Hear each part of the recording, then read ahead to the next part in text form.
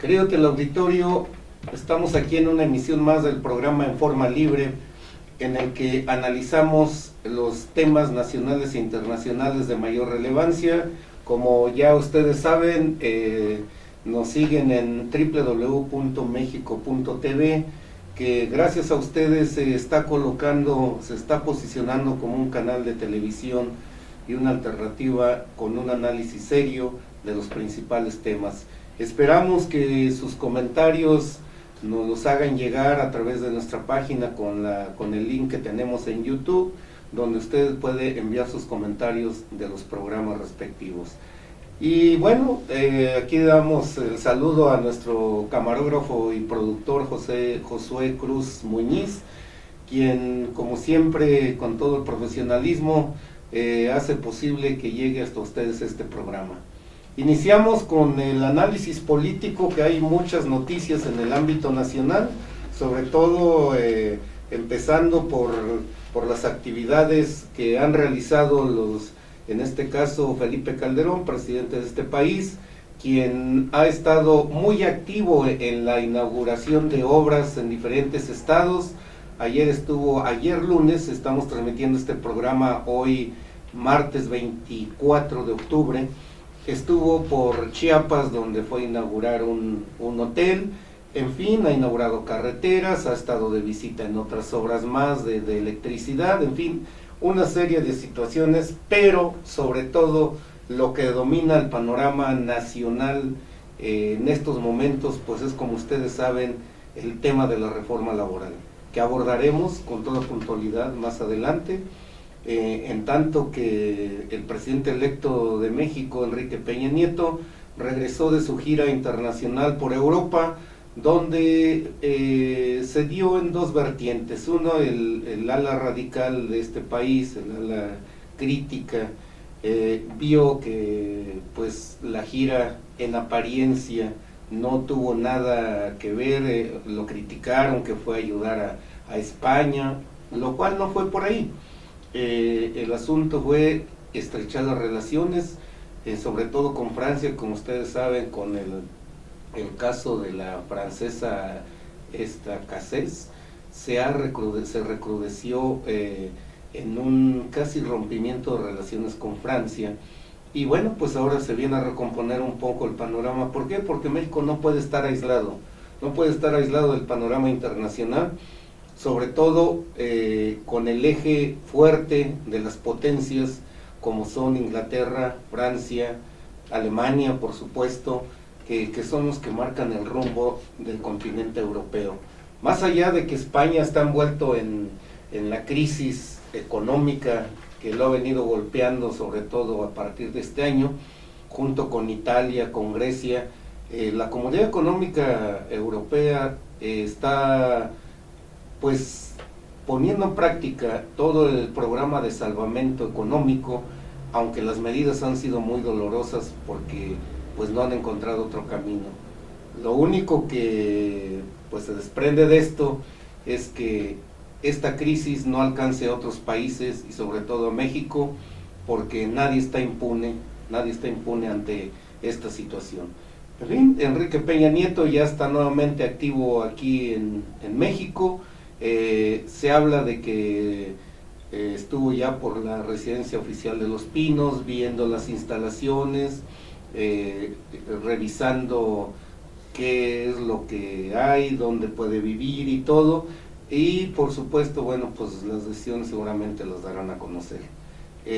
Se habla de que mañana 25 hay un encuentro con Felipe Calderón, los cuales ya sería el cuarto encuentro público, o sea, conocido, en el que se han abordado los temas de interés nacional y por supuesto con miras a que la transición de la administración pues se dé dentro de los términos más normales posibles. Hasta el momento parece que todo va terso, a lo mejor se esperan algunas noticias que sobresalten por ahí, pero fuera de ello, bueno, pues mantienen un diálogo constante, lo cual no se ve mal, es positivo en el sentido para la vida democrática de este país, porque independientemente de las tendencias políticas México requiere de estabilidad y es una forma de contribuir a la democratización y a la estabilidad del país.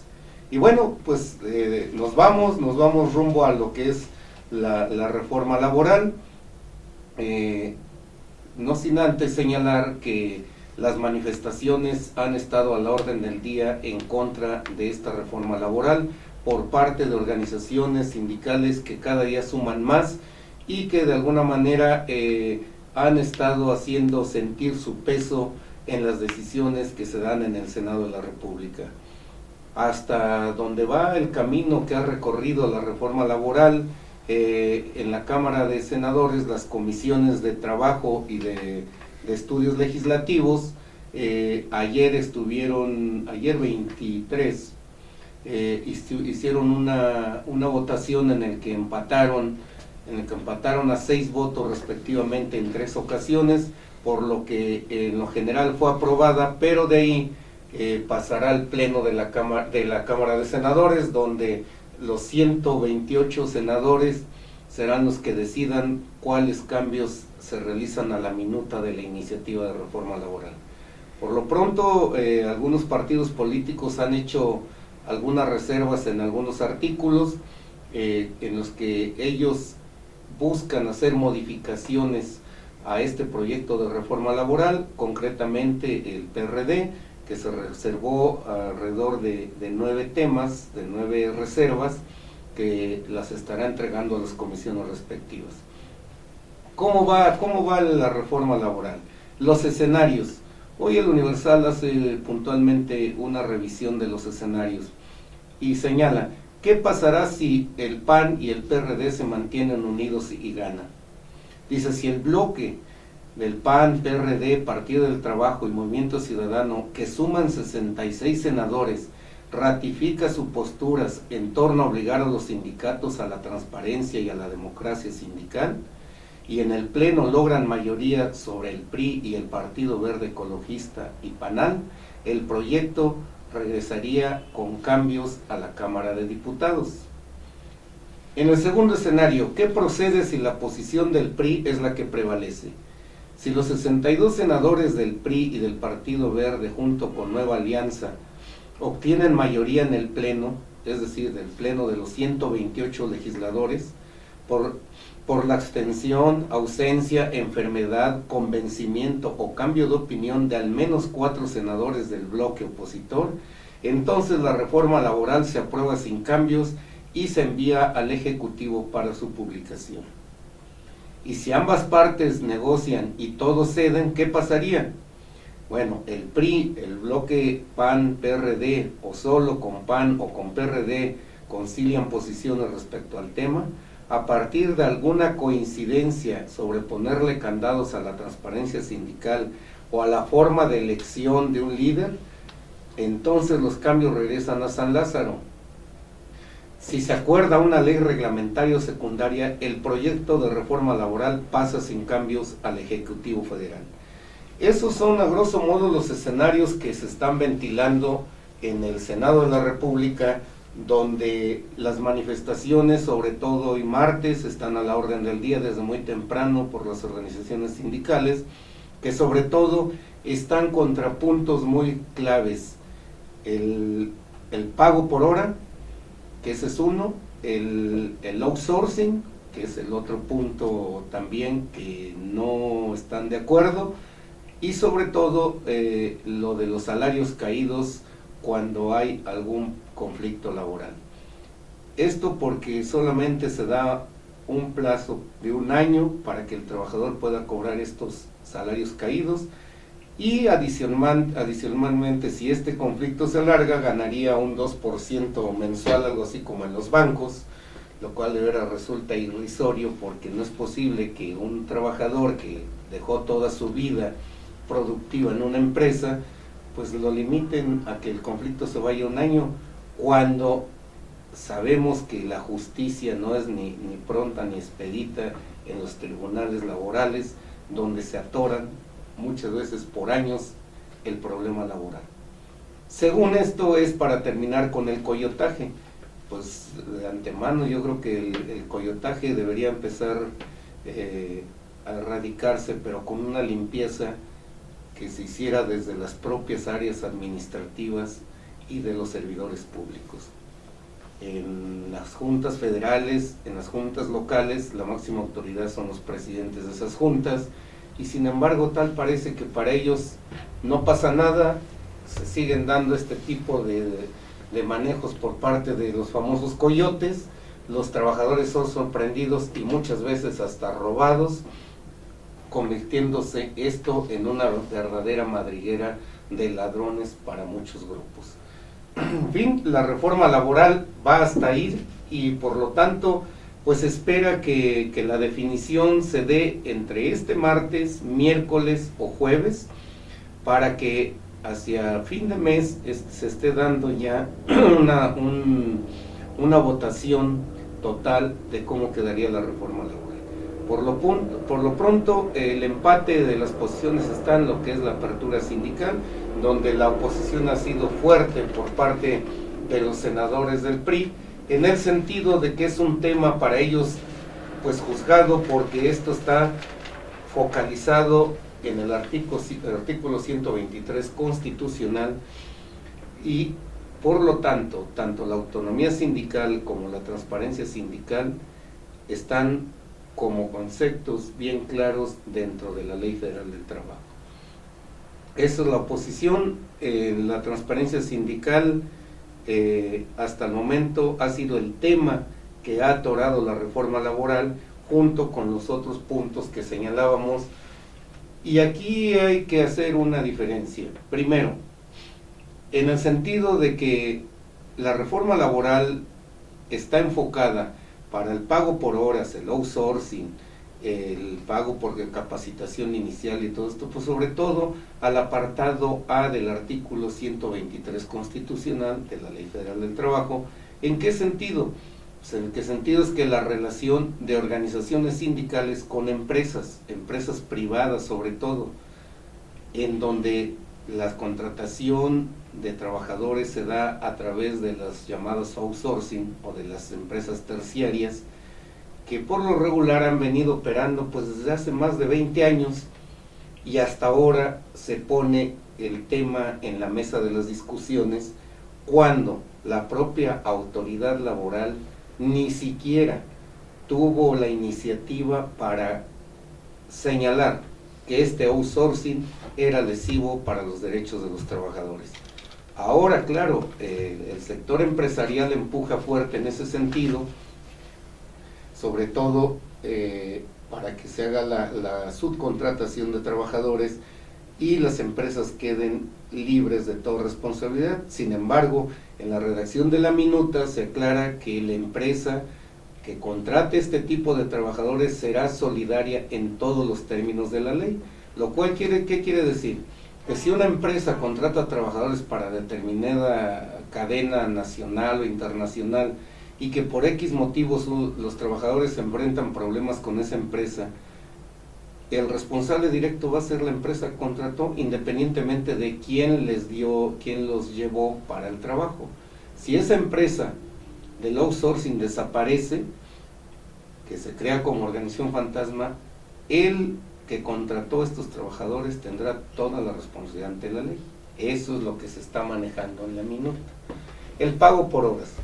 El pago por horas viene siendo de alguna manera una situación en la que el trabajador puede laborar 2 o 3 horas en el sentido de que la empresa los puede contratar hasta cierta forma, pero aquí viene la disyuntiva.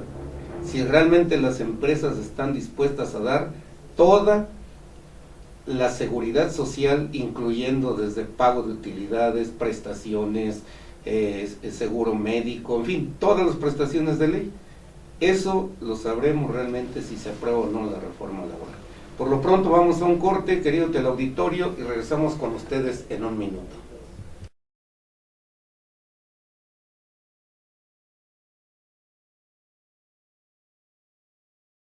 Estimado teleauditorio, estamos aquí de regreso nuevamente en el análisis de lo que es la reforma laboral, lo cual se ha convertido en un tema central a nivel nacional, que pues hasta donde se puede ver también ha sido una cortina de humo que se ha tendido en todo esto, porque más allá parece que lo que se maneja en la administración de Felipe Calderón, como que no pasa nada. La situación con la inseguridad también a nivel nacional como que se ha opacado y todo el mundo está centrado en el tema de la reforma laboral, lo cual no quiere decir que lo demás esté arreglado, por el contrario, se ha recrudecido y ahorita lo vamos a analizar. Doy la bienvenida aquí al compañero Fernando Ríos Parra, periodista de mucha experiencia, quien se incorpora con nosotros al programa. Bienvenido, Fer. Sí, y sobre todo, bueno, pues tu opinión es bienvenida. Estamos aquí en el análisis de la reforma laboral, estamos viendo los escenarios en el que, bueno, estos días son determinantes para ver si se aprueba en el Senado en los términos como viene, se modifica la minuta o bien se regresa a la Cámara de Diputados. Todavía no hay nada definido, está aprobada en lo general, falta en lo particular, hay reservas por parte de los partidos políticos, sobre todo del PRD. El PAN radicalizando su postura en torno a que quiere la transparencia sindical a toda costa y la democracia sindical. Entonces, pues ahí vienen muchas preguntas, sobre todo es entendible que los legisladores panistas defiendan el proyecto de Felipe Calderón, sobre todo porque, bueno, pues PAN y gobierno calderonista están íntimamente ligados. Hasta ahí va el asunto, Fer, no sé tú cómo veas la situación. Ahí no hay que perder de vista unas cosas, Javier, en ese sentido, y muy amable, muy gentil por la invitación y todo. No hay que olvidar un aspecto que vamos, parece que se nos está ahorita ya perdiendo en la memoria, y no es así. El hecho de que Felipe Calderón tuvo 5 años, o un poquitito más de 5 años, para meter y hacer una serie de reformas en este sentido.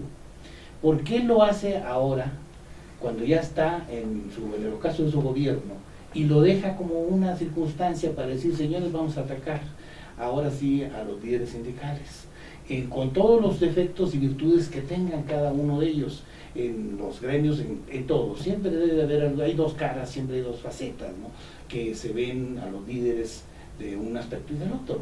¿Por qué ahora Calderón, cuando ya no pudo imponer a Josefina Vázquez Mota de su partido para ello, entonces, ¿qué dice? Ahora sí voy a dejarles como dice la víbora chillando, como dijera comúnmente, ¿no? Se hace y dicen, señores, véanlo, el PRI no quiere hacer estos cambios. Yo creo que finalmente, si Enrique Peña Nieto, como presidente electo y como posteriormente presidente de México, va a hacer algunos cambios. A mí yo recuerdo mucho, yo lo platiqué cuando el Bester Gordillo, en su ascenso al poder todavía, era el secretario de Finanzas, y iniciando el régimen de Carlos Salinas, ella tenía deseos de una democratización dentro del partido, de un partido, dentro del gremio del CENTE y también del PRI. Esas eran unas circunstancias. Probablemente no se haya alejado mucho la maestra de eso en ese sentido, o a lo mejor se alejó también, habría que analizarlo posteriormente, pero ¿qué es lo que tenemos que hacer ahorita? Enrique Peña, el PRI tiene bastiones muy importantes en los sindicatos. No se nos olvide, claro. Lo llevaron al poder, como llevaron al poder a Felipe Calderón en su momento, con las alianzas que hizo con el CENTE y con los otros sindicatos. Entonces, ¿qué es? Porque ahora yo ya me voy y ahora sí ya hay que... ellos se echan a pelear, ¿no? Echan a pelear y les dejo una herencia, ¿no? Ya ven, es esto. Y si no lo hacen es porque son malos. Entonces, eso, no hay que perder de vista eso. Entonces, ¿qué va a suceder ahorita? Es una negociación que se va a estar ahí. Puede ser que sea una reforma mucha, puede serlo también en un momento determinado. Pero, que deben de haber otras, sí. Pero no se nos olvide que ahorita todavía apenas está el ajuste entre los grupos del equipo saliente como del entrante. Así es. Yo te desacredito ante un esquema que tenemos para el inicio del gobierno, porque yo quiero la presidencia recuperarla en 6 años como lo plantea el PAN, ¿no? Así es. Es. En un momento determinado habría que... Sí, mira, y además, qué bueno que tocas este contexto, porque Aquí hay un personaje que no debemos de perder de vista, lo que tú señalas, que, o sea, en el último tramo de los últimos 3 meses les aviento, hay una propuesta de reforma, como es una propuesta preferente, la van a tener que discutir y la van a tener que dictaminar. Y uno de los personajes que está incrustado en la Comisión de Trabajo por parte del PAN es nada menos que Javier Lozano Alarcón, uno de los principales gestores, sí, de triste memoria, pero son los principales gestores de Calderón, que lo mandó durante todo su sexenio, ¿sí?, a cabildear con los diputados y nunca pudo, nunca tuvo ni la habilidad, ni la sensibilidad, mucho menos la persuasión hacia los legisladores, que terminaron prácticamente corriéndolo en la pasada 61 legislatura. Lo menos que le dijeron fue: secretario, si tiene vergüenza, renuncia, si tiene dignidad, renuncia. ¿Por qué? Porque él quiso aplicar a rajatabla una iniciativa de ley que a todas luces favorecía a un solo lado, en este caso al sector patronal. Y no es porque estemos en contra del sector patronal, porque el sector patronal hay que ver, juega un papel importante en lo que es inversión y generación de empleos en este país, sino que aquí, por decir que dice, la cargada estaba a favor de un solo lado, pegándole a los trabajadores. Entonces, más que una reforma laboral, pues era una contrarreforma en contra de los trabajadores, lo cual obviamente golpeaba a muchas situaciones. Ya se hablaba entonces de eliminar el derecho de huelga, de eliminar la autonomía sindical, del pago por horas, o sea, todo lo que se está ventilando, y que ahora, pues, como tú dices, de no buena memoria de este señor, ahora hasta aparece que está siendo presionado, que está siendo acosado por las fuerzas empresariales, lo cual salen a desmentirse de alguna manera. Y entonces Lozano, ¿qué papel juega? Pues la verdad es que está, yo no sé cómo se le llamaría esto, Fernando, un personaje que nunca pudo cabildear una reforma laboral y ahora quiere ser protagonista en este contexto. Sí, también esto en este momento con la reforma laboral, la pretendida reforma laboral que se está poniendo en el escenario, también se nos olvida un aspecto fundamental, Calderón fue un presidente del empleo, supuestamente. Así es. Y no hay no hay ningún repunte en el empleo. Así entonces se vendió. se nos quiere ahora el aparato gubernamental de decir, señores, es que esto, porque si no se avanza una reforma, es por esto. Y a menos de 2 meses de que termine el régimen calderonista, nos están diciendo que va a haber bastante empleo con esta reforma laboral, bueno, si se aprueba, si no. Una de las que están cabildeando en favor de su patrón, pues yo sí lo veo, es Rosalinda Vélez, la secretaria de Trabajo y Previsión Social, que señala: con esto va a haber más de 400,000 empleos, y con todo respeto a la señora secretaria, 400,000 empleos no son nada en este país. Tenemos 2.8 millones de mexicanos que no tienen ni siquiera acceso a lo mínimo, a una fuente de empleo, por un lado. Luego, por el otro, al ritmo que requería empleo este país, mínimo se tenían que crear 1.200.000 por año. Se han creado 2.5 millones en todo el sexenio de Calderón. Entonces, vender engaños otra vez a la sociedad, yo creo que es una situación que ya significa hasta un punto de burla, definitivamente. Ahora vemos otra campaña agresiva en pleno contexto de estas discusiones. Aparecen ahí unos trabajadores en una pantalla diciendo: es que ahora sí tengo la oportunidad de trabajar 3 horas, es que ahora sí me van a dar seguridad social, es que ahora sí me van a dar todas las prestaciones de ley. Yo quisiera ver a esa gente que la contraten por 2 o 3 horas al día y que le den todas las prestaciones de ley, incluyendo aguinaldos, utilidades, INS, Infonavit, todo. Y yo quisiera ver qué patrón es el valiente para que le entre con esto.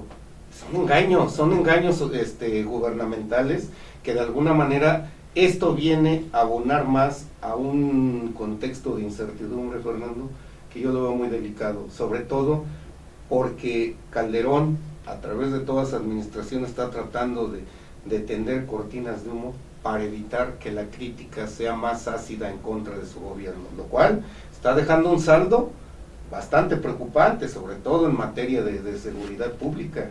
Lo vemos, ya son diarios los enfrentamientos en todos lados. Lo mismo Durango, Jalisco, Nuevo León, Coahuila. Bueno, pues de Coahuila, ¿qué vamos a decir? De Durango, donde pues el muerto todavía no ha desaparecido.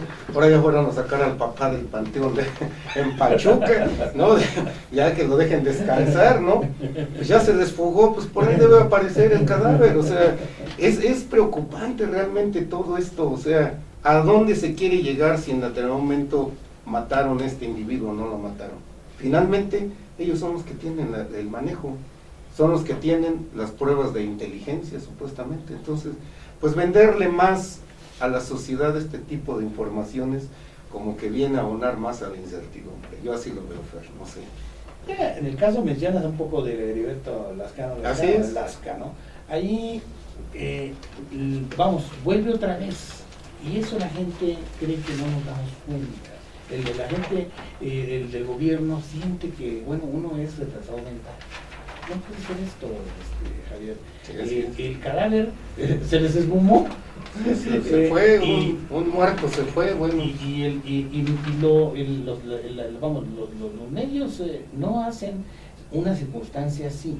¿Por qué? Porque le pasa una factura muy alta al gobierno. Claro. Eso no es lo correcto. La gente dice, bueno, ¿y dónde está el cadáver? Nada más es eso. ¿Sí? Ah, no, es que vamos a buscar el ADN del papá y que a ver esto y a ver una circunstancia. ¿Y con quién lo vas a comparar? ¿Con las pruebas que teníamos antes? Pues no es creíble una circunstancia así, ¿no?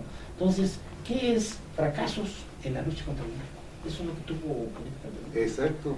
El ASCA, no nos hagamos, yo viajo muchísimo a Pachuca, a 3 a 4 cuadras de la carretera pasando el hotel que está ahí, hacia la izquierda, ahí en un cerrito, una casa de estilo oriental, tipo góndola. Tipo jeque.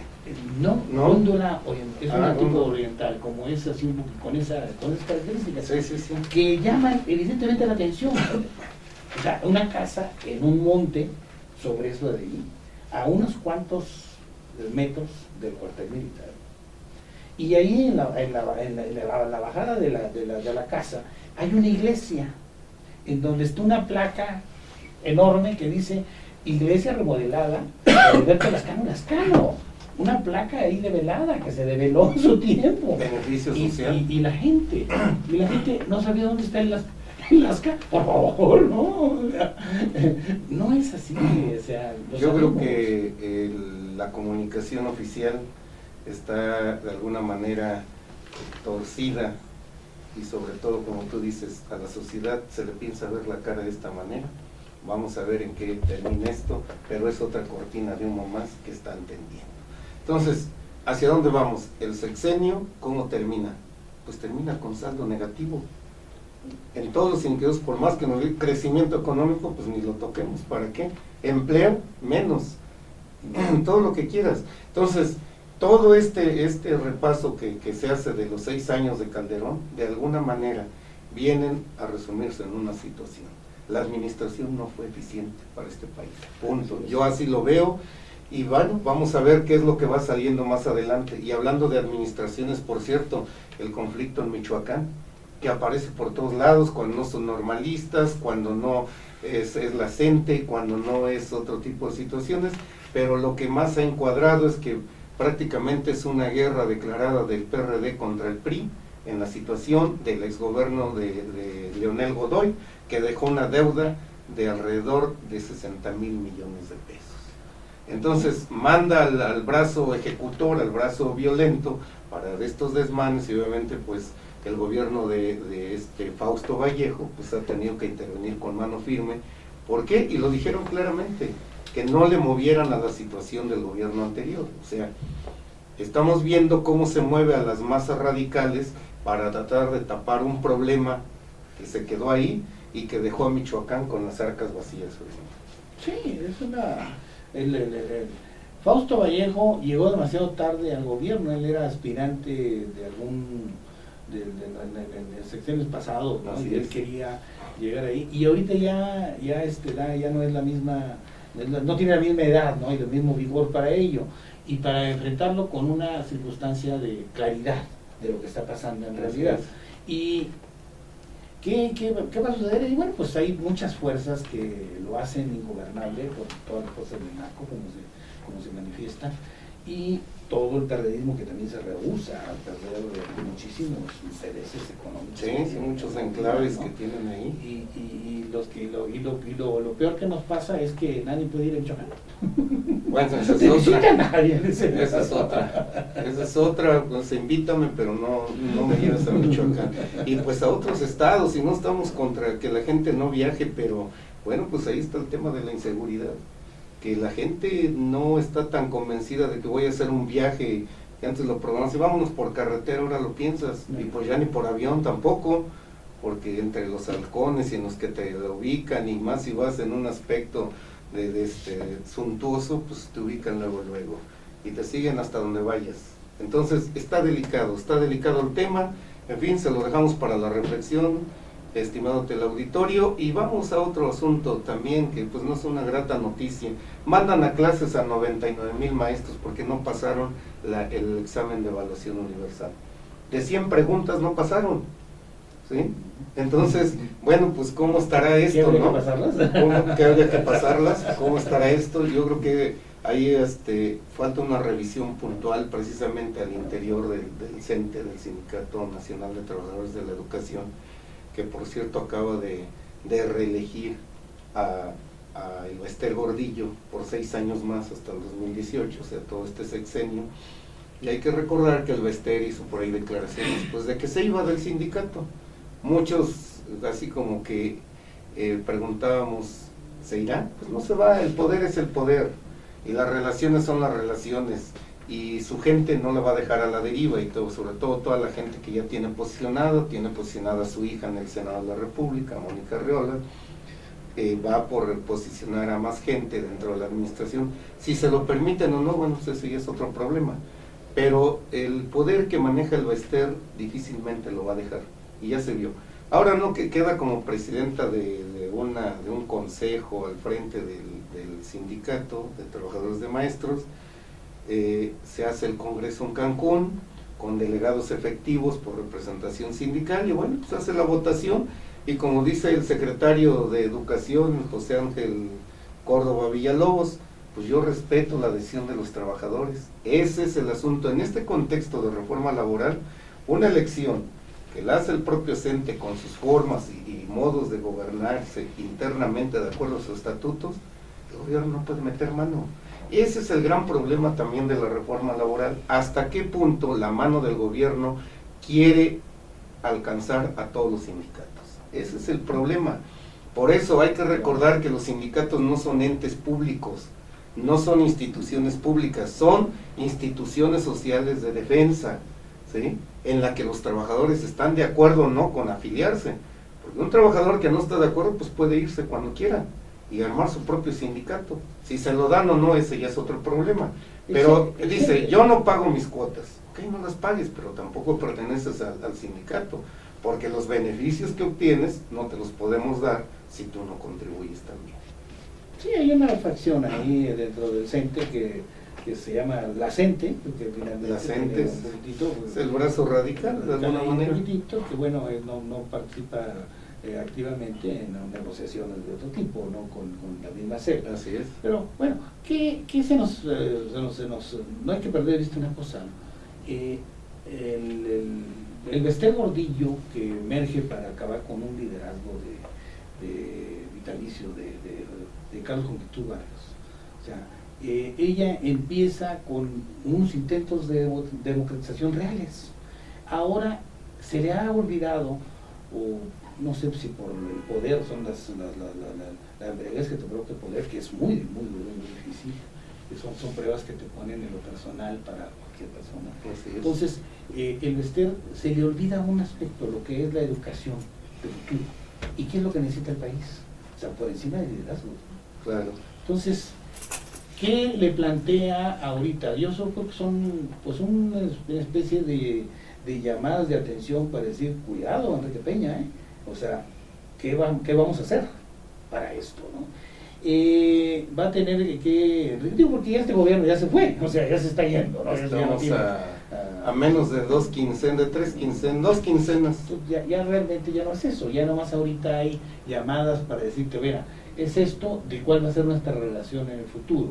Enrique Peña va a tener que tener, si quiere trascender, pues va a tener que hacer una serie de reformas también muy trascendentales. Así es. En la que incluso también se tendría que cuestionar el futuro de estos liderazgos, tanto de este como el de Carlos Romero de Champs, que también, otro líder que también se ha eternizado, y que tienen pues dos claroscuros, tienen claroscuros cada uno, sí, ¿no? Y luces y sombras, porque finalmente es una circunstancia o la otra, y ahí se nos va, los retos no son fáciles para Enrique Peña. Yo creo que ahí va a tener que actuar con con mano firme, suave, para ir cambiando este país. Yo creo que de mucha sensibilidad política, ¿no? Para evitar precisamente que estos liderazgos sean los que influyan definitivamente en las políticas públicas. En lo educativo, obviamente el CENTE tiene interés en manejar la política educativa. En la política petrolera, pues obviamente el sindicato petrolero, donde Carlos Romero de Champs igual viene de una situación de otra caída de otro líder, como fue Joaquín Hernández Galicia, la Quina, que también viene de ahí agarra el poder, y como volvemos otra vez, si los estatutos de ese sindicato marcan determinadas formas de gobernarse y lo aprueban sus trabajadores, o sea, ante eso, o sea, ¿a quién van a pisotear? ¿A sus propios trabajadores?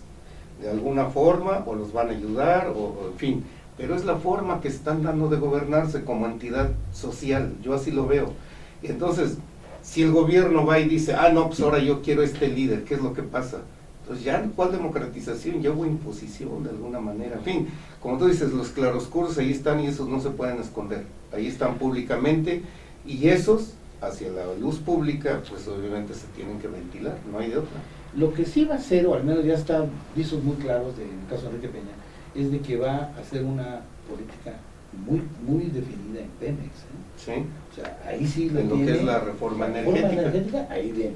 Exacto. ¿Qué va a hacer? ¿Qué va a suceder ahí? Y lo está ya tanteando para ver cuáles son los dónde brincan las circunstancias. Sopesando. Pemex tiene un problema de origen, de mal de origen, ¿no? Así es. Porque Lázaro Cárdenas le dio a Petróleos Mexicanos, le dio a sus trabajadores en la explotación, y grandes contratos tenían los sindicatos petroleros, que eran multimillonarios, tipo jeques, y digo, no es extraño lo que pasó con Carlos Romero de Champs, que traía a la hija en un jet privado con sus perritos. Y eso era lo menor. Eso es lo menor. No, todo lo que tiene y las cuentas que hay del sindicato petrolero en Suiza, y en las Islas Caimán y en todos lados, o sea, eso es una circunstancia. Pero ¿quién provoca todo eso? El propio gobierno. Exacto. Entonces ahora se espantan con su mismo problema, ¿no? Si van a hacerlo realmente, pues entonces que venga a fondo, pero que no venga parcial.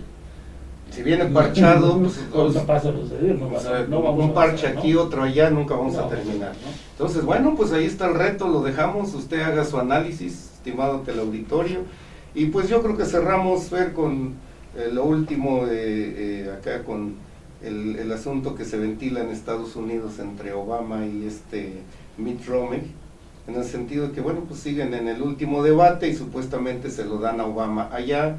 Pues son otras formas de hacer política de alguna manera.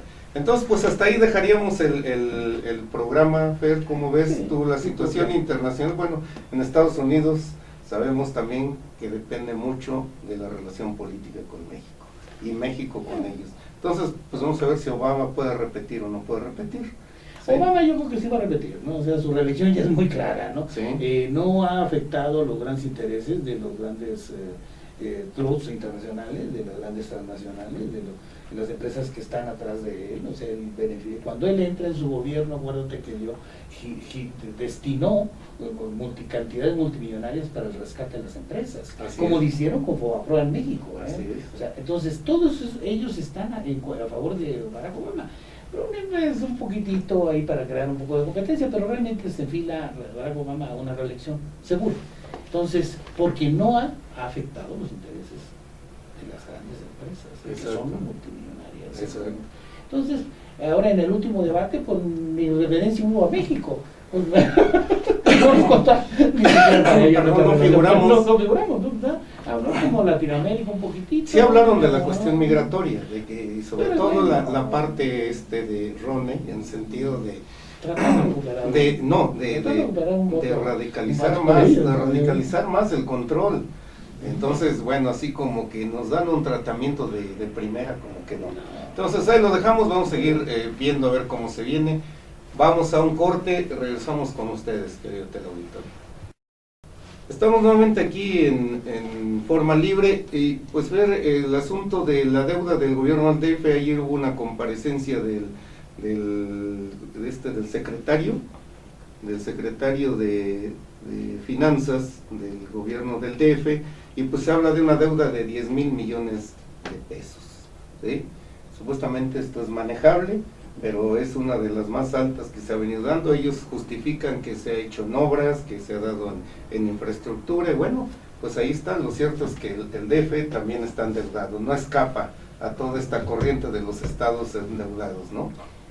Aquí es que tanto Marcelo Ebrard, yo tengo tratos con él, bueno, lo conocí periodísticamente desde la época en que estaba como director de gobierno de Víctor Manuel Camacho Solís, es cuando asciende como regente todavía en esa circunstancia. Marcelo ya se veía con una gran ambición y una gran codicia por llegar por gobernar la ciudad de México, y lo logró en diversas circunstancias. Formaron, después de salirse del PRI, se van a formar el Partido Centro Democrático, y luego ya a través de la izquierda, con circunstancias, lo hace, y vuelve otra vez a caer en lo que critica, ¿no? En lo que hablan, ¿no? O sea, es esto, yo no sé la herencia que tenga Marcelo Ebrard para todos, y aparte del dinero, claro, pero yo conversaba con unas personas que vienen del exterior y dicen: ¿cómo puedes vivir en una ciudad como esta? ¿Cómo? Sí, es una ciudad sucia. ¿Cómo? Pues sobreviviendo. Bueno, pero velo, analiza. Sí, Lo hemos visto de una manera aparentemente muy sencilla, pero no. ¿Qué tenemos? Calles sucias. Que son terriblemente sucias, con baches por todos lados. Y bueno, me dicen estas personas, vienen de Alemania, me dicen: oye, y además baches en todas.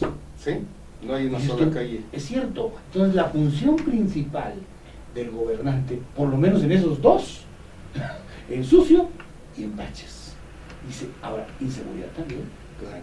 Digan que es esto y que fue el mejor alcalde, pues con esas circunstancias yo creo que no lo es. Y esta deuda de 10,000 millones no nos extraña. Se hicieron y se gastó indiscriminadamente en todas las circunstancias. ¿Qué tenemos? Trajimos aquí a Paul McCartney y a un montonal de artistas que cuestan una millonada. Así es. Para darle circo al pueblo. Esa es la realidad. Y no mejoran una serie de circunstancias para que la gente vivamos bien en esta metrópoli. Y sobre todo en materia de seguridad, como tú dices. Y dice, es que claro, es una urbe tan grande, pero basta ver los periódicos de los meridianos, estos que salen un poquitito, que tienen espantosos. La nota roja. La nota roja espantosa, ¿eh? O sea, y para Marcelo Ebrard, no, esto no existe, ¿no? Esos son pelitos en el arroz, ¿no? Algo aislado. Es muy aislado, no. Creo que si nosotros hacemos un conteo entre nosotros mismos, vemos que todos tuvimos ya un robo. Sí. O un familiar de nosotros. Ah, sí, eso sí. Y eso y no está en las estadísticas, ¿eh? Así es. O sea, y yo les puedo poner, y hay algunos que tienen más de uno. Sí. O sea, y que sufrieron circunstancias en su entorno, ¿no? Ahí en la casa en donde yo tengo mis oficinas, me dice: oiga, se robaron mi automóvil. Sí. ¡Pum! Y olvídese, dice, para recuperarlo, que ya lo desvalijaron, me cuesta nada más el arrastre y la grúa, porque le cobran el arrastre, más de 5,000, 6,000 pesos. Más Dice: mi lo que coche se vale robaron. 12,000, dice, Claro, pues vale 3,000, no, güey. O sea, esas son las herencias de Marcelo Ebrard. Sí. Aparte de lo que nos va a costar el dinero. Bueno, según los datos de la Secretaría de Hacienda y Crédito Público, actualizados hasta junio de este año, el Distrito Federal es la entidad con el mayor monto de deuda pública a nivel nacional. después aclara, sin embargo, al comparar el crecimiento se ubica en la posición 28 con 24% de incremento en este sexenio. O sea, algo ya es un aliciente, ¿no? Estamos en lugar 28 en cuanto a crecimiento, pero el primero en cuanto a monto, ¿no? Entonces, pues ahí está 10,000 millones y la pregunta que la dejamos ahí, según ha entrado inversión privada en las obras de infraestructura. ¿Por qué entonces justificar el manejo de las finanzas con base en la infraestructura y las obras viales y las obras públicas? Yo creo que ahí hay mucho que analizar, ver, y sobre todo, como dices, ya estamos en una ciudad endeudada, maloliente, con baches, con inseguridad. ¿Qué más nos falta? ¿Sí? Con temblores, con todo, pero aquí vivimos y aquí vamos a seguir viviendo. ¿Sí? Así es que no es queja únicamente que los gobernantes ejerzan su función como tales y dejan a un lado la demagogia. Eso es yo lo que diría. Yo ahí dejaría el tema, pero y permíteme arrancarme nada más con lo de mi columna, Visión Laboral, hablando sobre la reforma laboral, que dice, se pone al rojo vivo. Aún con las reservas que se han tomado en el Senado de la República en la discusión y aprobación de la reforma laboral, los sindicatos han mandado el mensaje de que no darán un paso atrás en las defensas de sus derechos y conquistas laborales. Y es que la iniciativa de Calderón les tocó el punto más sensible de quererlos abrir a la rendición de cuentas y transparencia sindical. Algo que alegan está plasmado en la actual legislación laboral y que no dejarán tocar. Así de claro lo pusieron. Se preparan las dirigencias de cientos de sindicatos para dar la batalla ante el Senado, y ya que este próximo jueves alistan una mega manifestación porque sería una de las últimas sesiones de los senadores para el dictamen final, que se estima será definitivo entre el 2 y el 3 de noviembre. Lo cierto es que las protestas han subido de tono y por lo tanto el horno se pone cada día más caliente.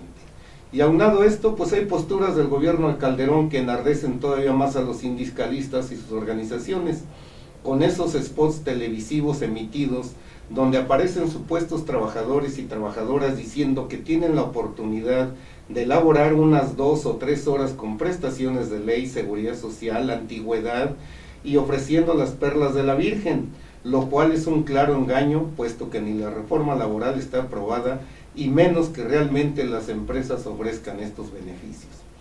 Si en las condiciones actuales hay miles de irregularidades porque las empresas se van en el cumplimiento de la seguridad social, que va desde el servicio médico en el INSS y en el caso de las dependencias federales en el ISSSTE, menos cumplen con las prestaciones económicas, escamotean utilidades, contratan personal por outsourcing y al final de cuentas, ¿cuál jubilación, cuál pensión o cuál afore? Y en el caso de los servidores públicos, pues aplican miles de trabas para regularizar a todos aquellos trabajadores que están por contrato y en situación precaria. O sea, que no todo es color de rosa.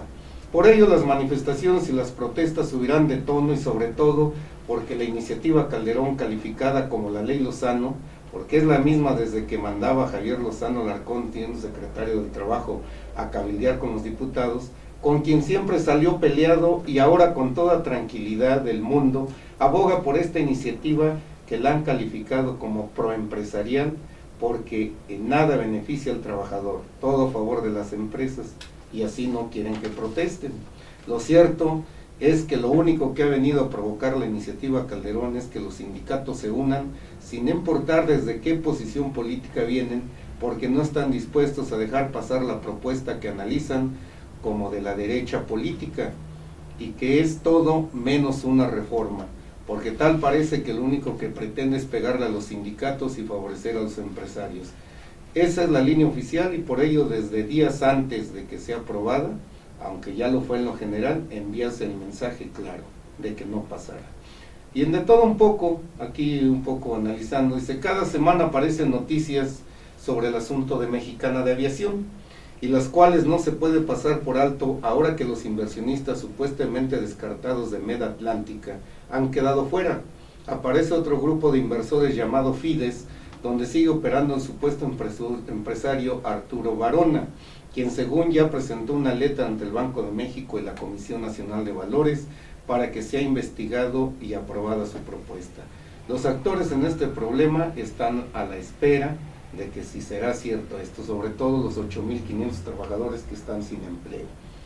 Y muy polémicas han sido los procesos electorales del CENTE y del Sindicato Petrolero, donde el Bester Gordillo y Carlos Romero Deschamps, que aquí analizamos, pues ya amarraron otros 6 años al frente de sus dirigencias, y en un afán de decir que estamos vivos y coleando, y más allá de lo que pase con la reforma laboral, ellos ya están entronizados en el haya sido como haya sido. Hasta ahí dejamos nuestra colaboración, querido teleauditorio. Fer, gracias por tu participación, pues ya sabes que es tu programa. Estamos en esta transmisión desde aquí, desde el Hotel Posada Viena, en las calles de Marsella y Dinamarca, en la zona rosa, en el programa En Forma Libre. Su servidor Javier Cerón Espinosa se despide de ustedes con el gusto de saludarlos y de que nos hayan dejado entrar a sus pantallas. Damos el agradecimiento a nuestro productor y camarógrafo Josué Cruz Muñiz, y nos estamos viendo en la próxima emisión. Muchas gracias. Muchas gracias.